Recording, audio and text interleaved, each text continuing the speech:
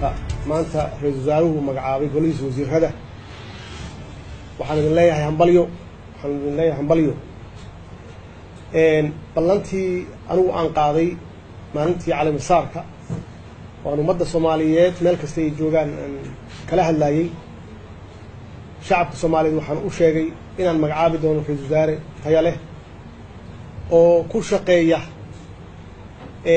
barnaamijkii aan hore u sheegay oo ahaa in dawladdan ay noqoto dawlad aan musuqmaasuq lahayn aan khilaafaad lahayn shaqo hufan oo hoos u degtana leh hawsha maanta noo taalla waxaan isleeyahay waan aaminsanahay dadka halkan ka muuqda oo aan qaarkood aqaano inay si hufan uga soo bixi karaan hawshaas waxaan rabaa inaan dardaaran shacabka Soomaaliyeed iyo golaha shacabkaba aan la dardaarmo in ay la shaqeeyaan golahan